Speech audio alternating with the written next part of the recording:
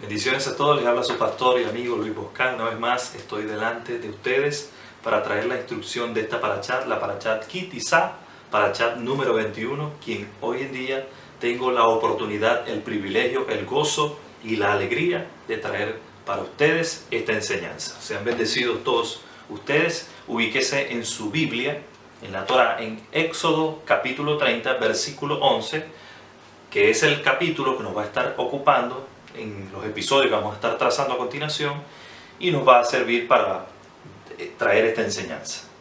La palabra kitizá es cuando censes y comienza hablando precisamente de eso en el capítulo 30. Comienza hablando de la expiación por el censo desde el versículo 11 al versículo 16.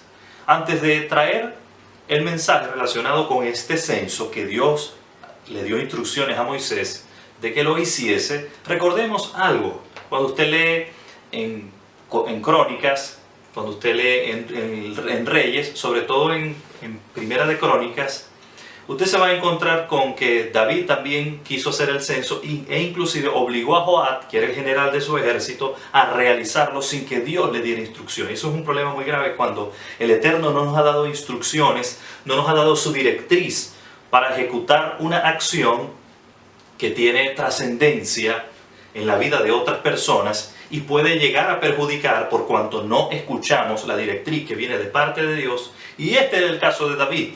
David insistió en llevar a cabo el censo porque él quería saber cuál era el número de su ejército para tratar de contar con los números y no precisamente con el favor, no precisamente con la confianza que él como hombre de Dios, como profeta de Dios debía tener en su Señor.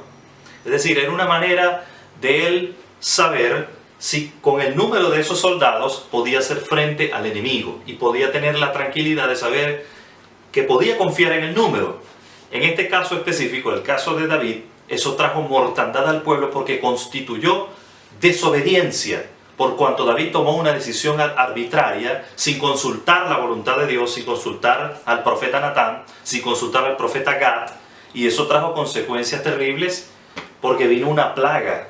Dios casi destruye a Jerusalén, y si no es porque David, en la era de Ornán el Jebuseo, levanta un altar, que no sé qué hubiera pasado con Jerusalén. La plaga, la destrucción y la mortandad hubiesen venido sobre ese pueblo, y otra sería la historia. Pero en este caso específico, Moisés lo hace bajo directriz del Señor.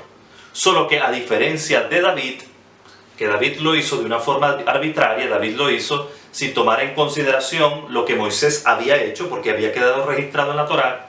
Moisés lo hizo, pero con la expiación que el pueblo tenía que pagar para que evitara la mortandad. Entonces tenemos una serie de características que nos presenta la palabra relacionadas con la expiación por el censo. ¿Qué es expiación? La expiación es el pago. En este caso específico, el pago que se hace para evitar la mortandad o el juicio de Dios o la plaga producto del censo. Debía pedirse para realizar el censo al pueblo. Es decir, se le pedía al pueblo medio shekel. Sin tomar en consideración si eran ricos o eran pobres, todos debían dar medio shekel. Esto evitaría la mortandad, como dije anteriormente. Debía ser medio shekel de acuerdo al shekel del santuario. El shekel era la moneda del santuario con la cual se ofrendaba. El censo sería de 20 años en adelante. No se contaban, por supuesto, de menos años hacia abajo, sino de 20 años en adelante. No se debía ni aumentar ni disminuir de acuerdo a la condición.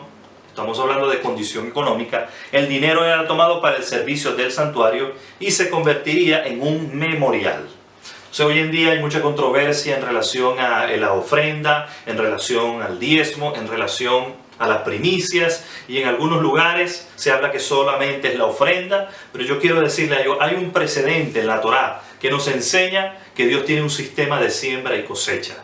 Una cosa es que una persona que esté en autoridad, un ministro de Dios, busque por causa del amor al dinero, que no es en todos los casos, ni son todos los ministros, no podemos generalizar, pero un ministro que por amor al dinero, que es raíz de todos los males, busque aprovecharse del diezmo, de la ofrenda, para él, en su propio peculio, de su propia codicia, enriquecerse. Estamos hablando de algo que no proviene de Dios. Pero cuando hablamos de lo que enseña la palabra de Dios, cuando nos enfocamos en la palabra de Dios, la palabra de Dios es clara, cuando establece principios financieros del reino a través de los cuales Él quiere que su pueblo sea prosperado en Él.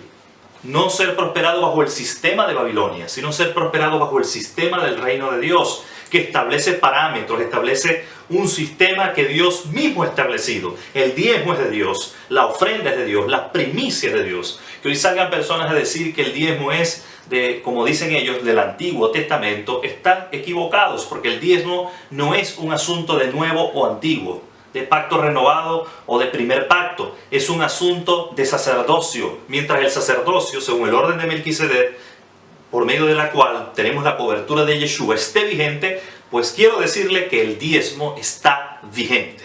Así que el diezmo no está abolido, el diezmo sigue vigente porque tenemos un sacerdote sobre toda la casa de Dios, un sacerdote que no es un débil hombre, sino uno que es más sublime que los cielos, que recibe nuestros diezmos. Y muchos dicen, ¿y a dónde va el diezmo? Si yo le doy el diezmo no va al pastor. A usted no le debe importar a dónde va, a usted lo que le importa es la obediencia, porque Dios toma en consideración es su obediencia. Ahora, que Dios hace responsable a los pastores, a los líderes, a los apóstoles, de qué sucede con esas finanzas que los hijos de Dios, que el pueblo siembra, Dios lo hace a ellos responsable, pero cada quien tiene su responsabilidad. La responsabilidad tuya y mía es sembrar, es ofrendar, es ser obediente, porque la Escritura dice que Dios le pidió cuenta a los hijos de Israel en el libro de Malaquías y le dice: me habéis maldecido con maldición. La versión Reina Valera dice maldito soy con maldición, pero la versión hebrea dice me habéis maldecido con maldición, porque Dios no podía maldecir lo que Él había bendecido, que es el pueblo de Israel. Recordemos lo que pasó con Balaam.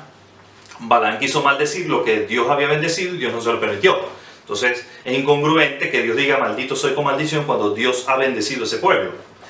Y fíjese, Dios dijo me habéis maldecido con maldición porque vosotros, la nación toda, me habéis robado.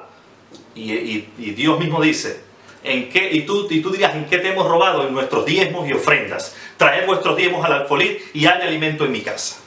Así que continuamos con la explicación acerca del motivo por el cual el Eterno exige medio shekel y no uno completo. En primer lugar, el medio shekel nos habla de nosotros y el shekel completo nos habla del Eterno Dios. ¿Por qué medio shekel? Nosotros estamos incompletos sin el Señor. Recordemos que toda persona en esta tierra, sin Yeshua, sin Jesucristo, por supuesto que tiene un vacío en su vida, tiene un vacío en su alma. Nosotros tenemos que tomar una decisión cuando no tenemos al Señor en nuestras vidas, cuando no hemos nacido de nuevo. Para ser salvos necesitamos venir al Hijo de Dios, quien dijo en su palabra: yo soy el camino, la verdad y la vida. Nadie viene al Padre si no es por mí. Usted puede tener dinero, puede tener fama, puede tener riqueza, puede ser muy afamado, puede tener lo que usted crea que consiguió en la vida producto de su esfuerzo. Pero todo eso es nada, todo eso es la nada cuando usted no tiene a Yeshua. Porque Yeshua es el que llena el vacío del corazón. Toda persona que viene a esta tierra, cuando nace con un vacío en su alma que tiene forma de Yeshua, de Dios, de Jesucristo. Él es el único que puede llenar ese vacío. Así que sin Él, obvio que no estamos completos. Sin Él estamos faltos. Sin Él no tenemos vida, no tenemos gozo. Porque gozo no es no tener problemas. El problema es externo, el gozo es interno. El problema pertenece al mundo exterior. Pero la depresión pertenece al mundo interior. El Señor no dice en su palabra que nos quitará los problemas, pero sí dice que nos quitará la depresión. Él no dice en su palabra que nos quitará las circunstancias, pero sí dice que nos dará gozo. El gozo es interno, los problemas son externos. Hay gente que tiene riquezas externas, pero está vacía por dentro. Y el Señor, aunque no promete que nos quitará los problemas, sí promete que nos quitará lo que nos roba la paz. Haciendo una remembranza y una comparación entre el censo de Moisés y el censo de David, tenemos en primer lugar que Dios dirigió a Moisés a hacer el censo. Cosa diferente a David, que él decide hacer el censo. Número 2. Moisés siguió las instrucciones de Dios. Número 2. En el caso de David, no siguió las instrucciones del Señor, de la Torá. Moisés evitó la plaga y David trajo la plaga, porque David es obvio que aparte de que no siguió las instrucciones divinas, no instruyó al pueblo en la Torá de pagar la expiación para evitar la mortandad, para evitar la plaga. ¿Qué nos enseña eso a nosotros hoy en día? que hoy podemos hacer muchas cosas que creemos que podemos hacer para Dios, pero si las estamos haciendo por nosotros mismos, vamos a fracasar. El Espíritu Santo no está interesado en lo que los hombres hacen para Dios. Él quiere obrar a través de los hombres, porque lo que Él inspira a hacer en los hombres es lo que a Dios le agrada. El Espíritu Santo no nos fue dado como un acompañante o un adorno en nuestro ministerio. Él es el que tiene que dirigir, Él es el que nos tiene que ungir, capacitar, porque Dios, hay una frase muy famosa, que Dios no escoge a los capacitados, Dios capacita a los escogidos. Y Dios nos quiere capacitar. Solamente Dios con su Espíritu Santo nos capacita, nos guía, nos dirige. La Biblia dice que el Espíritu de Dios nos guiaría, el Consolador, a toda verdad. ¿Cuál es el problema de hoy en día? ¿Por qué razón erramos tanto en el blanco, en lo que tiene que ver con la doctrina? ¿Por qué surgen tantas falsas doctrinas? ¿Por qué surgen tantas falsas palabras? ¿Por qué surgen tantas doctrinas extrañas que andan por allí de error? La razón es porque no hemos permitido al Espíritu Santo que nos dirija, que nos guíe. Cuando el Espíritu Santo no nos guía, nos vamos a extraviar. El Espíritu Santo es el que tiene la dirección perfecta, la dirección profética. Y sin el Espíritu de Dios no hay convergencia. Cuando estamos caminando sin la guianza del Espíritu, estamos propensos al fracaso en todo momento y a darnos tropezones muy duros. Dios nos llama al arrepentimiento y nos dice: vuelve a la senda, vuelve al camino, vuelve a mis brazos, vuelve a mi regazo, para yo dirigirte, para yo guiarte, para yo darte mi instrucción, para yo darte mi revelación. Dios tiene agua de revelación para su pueblo, para que su pueblo no se extravíe, para que su pueblo no tropiece. Continuamos con el versículo 17, del versículo 17 al 22, el cual nos habla de la fuente. Estamos hablando del lavacro. Ya hablando específicamente de los artículos del tabernáculo de reunión, uno de ellos es la fuente o el lavacro, en el cual, también llamado pileta, en el cual los sacerdotes, después de oficiar sus ritos relacionados con la presentación de los sacrificios, las oblaciones, los holocaustos, las ofrendas de paz, la ofrenda de expiación por el pecado, la ofrenda por la culpa, todo eso, por supuesto, tiene que ver, o en ese momento específico tenía que ver con degollar animales, con trabajar con cosas que ellos iban a mancharse, que ellos iban a tener que lavarse, y para eso era la pileta, para eso era la fuente para lavarse. Éxodo 38:8 dice: hizo la pileta con su base de bronce, de los espejos de las mujeres que servían a la entrada del tabernáculo del testimonio. ¿Sabe algo muy importante? Los hijos de Israel, la Biblia dice que cuando salen de Egipto salen con grandes riquezas, mucho de lo cual iba a servir para el tabernáculo. Recuerde que la mayoría de las cosas, de los artículos que componían esas partes de la tienda de reunión, o el lavacro o el altar de sacrificio, eran de oro, eran de bronce, y algunos eran de plata. Todos y cada uno de esos artículos eran producto de la ofrenda que los hijos de Israel trajeron delante del Señor.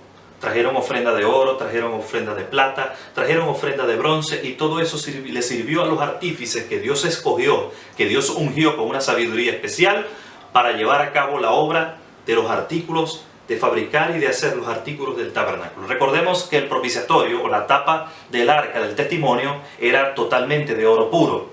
Y dice que era labrada de una sola pieza juntamente con los querubines, es decir, una sola pieza, la pieza de abajo que era la tapa rectangular, pero la parte de arriba continuaba con los ángeles que se miraban unos a otros y estaban inclinados en manera de adoración. Santiago 1 del 23 al 24 dice: porque el que oye la palabra, pero no hace lo que ella dice, es como alguien que mira su cara en el espejo. Se mira a sí mismo, se retira e inmediatamente se le olvida cómo luce. Pero la persona que mira atentamente la Torá perfecta, la que da libertad y continúa volviéndose, no es un oidor olvidadizo, sino hacedor de la obra requerida por ella. ¿Por qué le doy este pasaje de la Escritura? Porque recordemos que el lavacro era hecho de bronce, y de bronce bruñido, es decir, de bronce pulido. Entonces las mujeres podían verse en ese bronce, era un espejo. El espejo de ese tiempo que utilizaban las mujeres era de bronce pulido. Entonces cuando se miraban en el lavacro podían verse la cara. También sirve en este caso específico como una analogía, como un anuncio profético de lo que es la palabra en nuestras vidas, porque la palabra es un espejo. Cuando usted lee la Biblia, cuando usted lee la Torá, yo estoy seguro que a todos nos pasa que cuando leemos los versículos de la Torá nos estamos reflejando en ellos, estamos nosotros mismos autoanalizando nuestras vidas, porque todos aquellos que tienen temor de Dios es porque tienen el deseo de agradar a Dios, de servirle, de amarlo, de tener comunión íntima con Él, de servirle y de amarle en cada una de nuestras acciones que cada día proponemos en nuestro corazón ejecutar. Y estoy seguro de que aquel que tiene temor de Dios es porque realmente su corazón quiere adorar al Señor con todos sus seres, su espíritu, su alma y su cuerpo. Entonces cuando leemos las Escrituras, cuando leemos la Torá y vemos por ejemplo que está escrito en la palabra de Dios que no seamos adúlteros, que no robemos, que hagamos bien al prójimo, que amemos a nuestros enemigos, que bendigamos a quienes nos maldicen, que oremos por los que nos ultrajan y nos persiguen. Muchas veces eso, al que esté débil, lo va a confrontar. Al que esté caminando torcidamente, lo va a confrontar. Al que tenga un rencor en su corazón, esa palabra lo va a confrontar. Y para eso está la palabra de Dios, para confrontarnos, pero no para destruirnos, sino para perfeccionar nuestro camino. Y eso es lo que se debe enseñar hoy en día. Si la palabra de Dios se endulza y se le da un matiz humano, se le va a quitar a la palabra de Dios el carácter que realmente tiene. Porque Dios no tiene matices humanos. Cuando el hombre dice juicio, Dios dice misericordia. Cuando el hombre dice misericordia, entonces Dios establece su juicio. ¿Por qué? Porque el hombre no acierta cuando el hombre no está dirigido por el Espíritu de Dios. Entonces el lavacro es una referencia, el lavacro nos está hablando de la palabra de Dios, no solamente por el agua, porque la Escritura dice que seamos santificados por el agua de la palabra, sino que también el lavacro nos da a nosotros una referencia profética de la palabra de Dios. Esa Biblia que usted tiene allí, que tal vez muchos la tienen abierta en el Salmo.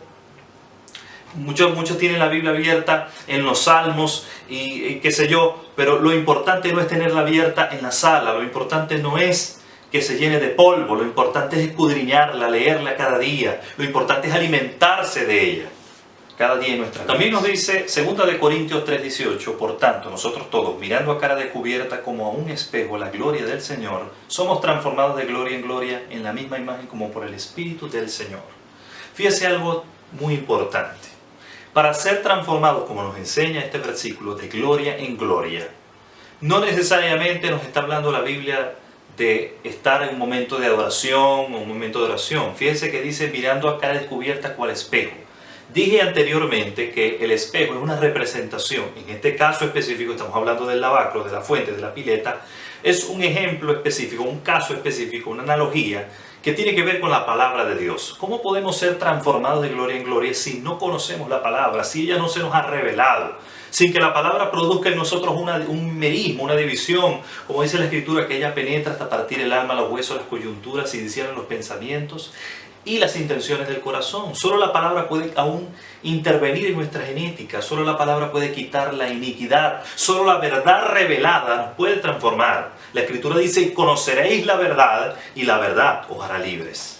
Toda persona que viene a los pies del Señor debe encontrarse con la palabra, debe encontrarse con el dabar. Yo no estoy hablando del logos, aunque el logos es importante. Aprender la palabra de Dios, leerla, escudriñarla, investigarla, comer de ella, alimentarse de ella cada día es vital si queremos crecer espiritualmente. Pero estoy hablando también de nuestra parte espiritual. La Escritura dice que el Espíritu de Dios da testimonio en nuestro espíritu de que somos hijos de Dios. Entonces el Espíritu de Dios revela el dabar de Dios en nuestro espíritu. Entonces la palabra de Dios se revela en nuestro espíritu. Y cuando la verdad revelada viene a nuestro espíritu, produce libertad. Yo no sé cuál es tu debilidad, yo no sé si tu debilidad es que vienes de una vida de robo o vienes de una vida de ser una persona que ha estado en la codicia, en la lujuria, en la fornicación, pero la palabra de Dios es la que transforma. La palabra de Dios transforma nuestra mente, rompe las fortalezas mentales, quiebra los cerrojos de tiniebla, pero también en nuestro espíritu produce cambios poderosos, como así lo enseña la palabra. Juan 15:3 dice, ya vosotros estáis limpios por la palabra que os he hablado. Fíjense que hay muchas formas que tiene Dios de limpiar a su pueblo. Una de ellas es el fuego purifica. Dios es fuego consumidor. Pero no solamente como vemos en el caso del primer pacto, que Dios con su fuego consumía a los perversos, a los malignos. También es un fuego que nos purifica. La llama de Dios nos purifica de todas las impurezas. El fuego se utiliza para purificar también las impurezas del oro, las impurezas de los metales que se someten a altas presiones de temperatura para medir, para ver de qué realmente están hechos o para fundirlos también. No solamente es el fuego, también es el agua limpia. La sangre, obviamente, la sangre de los toros, de los machos cabríos, de las ovejas, de las vacas y de todos esos animales escogidos por el Señor, se usaban para presentarlos como sacrificio, porque sin derramamiento de sangre no hay remisión. La sangre de Yeshua, el Hijo de Dios, es la que nos limpia, la que nos lava, la que nos purifica de toda contaminación. En el caso específico que estamos hablando a continuación, el agua. Y el agua es una representación de la palabra. Nuestros pensamientos nadan en el agua de nuestra mente. Fíjese algo muy importante, dice la Escritura que en Génesis Dios dividió las aguas de abajo de las aguas de arriba. Y los pensamientos del enemigo tienen una representación de las aguas de abajo. Entonces las aguas de arriba, que son la revelación de Dios, que son la verdad revelada de Dios, que soltó Yeshua en el Génesis, es la que dijo sea la luz. Dios separó con la luz de su palabra, porque el sol no existía cuando Él dijo sea la luz, separó las aguas de arriba de las aguas de abajo. Y Dios tiene el poder con su dabar de separar de nuestra mente toda agua podrida, toda agua que no sea de Dios, toda agua que no provenga de Dios, sino que provenga del maligno. Es decir, pensamientos, líneas de pensamiento del enemigo que han formado castillos en nuestra mente para pervertir nuestro camino. Ahora vamos a hablar del aceite de la unción, del versículo 22 al versículo 25. ¿Cómo estaba compuesto este aceite de la unción? Vamos a ver, como dije anteriormente, versículos 22 al 25. Eran 34 kilogramos aproximadamente de, primero y principal, mirra, 5 ciclos, 8 kilogramos. Canela aromática, 250 ciclos, 4 kilogramos. Cálamo aromático, 250 ciclos, 4 kilogramos. Cesia, 50 ciclos según el ciclo del santuario shekels. Aceite de oliva, un hin, 4.1 litros. Tenemos entonces mirra, canela, cálamo, casia, aceite de oliva. La unción del tabernáculo y sus implementos. ¿Qué era lo que se ungía? ¿Y qué es la palabra unción? Dentro de esta palabra está inmerso la palabra consagración. Porque cuando se ungía a un sacerdote, cuando se ungía a un Cohen, o el Cohen Agadol, que es el sumo sacerdote, se le estaba consagrando para el servicio. La unción trae consagración, que somos apartados. Otra palabra sería santificado, es decir, apartado para un servicio específico. La unción también nos capacita. Hoy en día, cuando recibimos el manto de la unción de parte de Dios, es para ser capacitados en la obra a la que Dios a ti y a mí nos ha llamado para ministrar. Si Dios te llamó a ser apóstol, te llamó a ser pastor, evangelista, maestro, o cada una de las funciones específicas del cuerpo de Yeshua, Él, con esa unción, ese don ministerial, te está capacitando. Y no solo te capacita con el don ministerial, recordemos que hay un ministerio quíntuple. Ese ministerio quíntuple están los apóstoles, los profetas, los evangelistas, los pastores y los maestros. Pero no solamente eso, sino que, como nos enseñan las Escrituras, también están los dones espirituales. Una cosa son los dones ministeriales y otra cosa son los dones espirituales. Los 9 dones del Espíritu, el don de profecía, el don de lenguas, el don de interpretación de lenguas. También están los dones de conocimiento, que son el don de ciencia, el don de sabiduría, el don de discernimiento de espíritus, el don de fe, que son los dones de poder, llamados así, don de fe, el don de milagros y el don de sanidad. Son 9 dones para que cada uno de los ministerios de los hijos de Dios que están sirviendo en el altar puedan servir al Señor en pos de bendición al pueblo y para ser canales e instrumentos en las manos de Dios para que ese cuerpo funcione como Dios lo llamó a funcionar, unidos y entrelazados en Él, que es la cabeza. Estoy hablando de Yeshua. Entonces se ungía el tabernáculo de reunión, se ungía el arca del testimonio, la mesa con todos sus utensilios, la menorá con todos sus utensilios, el altar de incienso, el altar del holocausto con todos sus utensilios, la fuente y su base, Aarón y sus hijos, todo, absolutamente todo, tanto los objetos santos, todos son sagrados, pero los objetos santos y los objetos santísimos tenían que ser consagrados bajo el aceite de la unción, porque era un aceite consagrado y este aceite serviría, por supuesto, para apartar a todos y cada uno de esos objetos que eran de uso santísimo. Imagínese usted el arca del testimonio, que Usa se atrevió a tocar el arca y cayó fulminado por la presencia de Dios. Eran objetos santísimos. Nadie que no fuesen los sacerdotes podía llevarla. Absolutamente no. Y fíjese, solamente los levitas podían llevar esa arca siempre y cuando esa arca estuviese cubierta por los sacerdotes. Pero nadie podía verla, porque si alguien la veía, caía fulminado. El aceite de la unción nos habla, por supuesto, del ungimiento del Espíritu Santo, de la unción del Espíritu Santo. La unción es una fragancia que el Padre le proporciona al Hijo, a su Hijo, Yeshua, para la novia. La unción no es un suceso, la unción es un proceso. ¿Por qué? Porque Yeshua, cuando hablamos, por ejemplo, de que el Espíritu de Dios vino en Pentecostés o en Shavuot, que vino sobre los 120 que estaban en el aposento alto, la Escritura dice que se les aparecieron lenguas repartidas como de fuego. Fíjese algo, esa unción que Dios comenzó a derramar sobre aquellos 120 en el aposento alto no fue un suceso. Hoy existen algunas denominaciones que hablan del derramamiento del Espíritu de Dios como un suceso, como algo histórico. Pero las cosas de Dios no tienen carácter histórico, porque Dios es un eterno presente y la Escritura dice que es el mismo ayer, hoy y por los siglos. La unción del Espíritu de Dios es un proceso porque Yeshua está recibiendo, está dándole esa fragancia que el Padre le dio a él para perfumar a la novia, para que la novia esté recibiendo ese perfume hasta que estemos delante de nuestro Padre eterno, presentado para las bodas del Cordero. Dios nos está llenando de su fragancia cada día y la unción del Espíritu Santo lo que está haciendo es ungiendo al cuerpo de Mashiach, a la novia. Nos está ungiendo, nos está capacitando y nos está perfumando, nos está llenando de su fragancia. Eso es lo que está haciendo. ¿Y por qué no es un suceso, sino que es un proceso? Porque no fue un hecho que sucedió en un momento determinado y dejó de pasar. Cada día los hijos de Dios necesitan ese refrescamiento, necesitan esa fragancia, necesitan esa unción para poder funcionar como cuerpo, para cada quien funcionar en los dones, para cada quien funcionar en lo que Dios le ha llamado a funcionar. El aceite de la unción nos habla en Isaías 44:3, porque yo derramaré agua sobre el sequedal y ríos sobre la tierra árida. Mi espíritu derramaré sobre tu generación y mi bendición sobre tus renuevos. Fíjese algo muy importante. Cuando hablamos, por ejemplo, de la menorá, ¿cómo era hecha la menorá? La menorá era hecha a través de la obra del martillo. El artífice tenía que golpear esa pieza hasta darle la forma. Esa era la pieza o el objeto que iba a contener la unción, que iba a contener el aceite, que iba a constituir en el combustible para que se produjera la iluminación dentro del lugar santo. Todo hijo de Dios necesita ser martillado, necesita ser pasado por los procesos de Dios, necesita ser pasado por altos grados de calor para que el Señor nos pueda dar forma.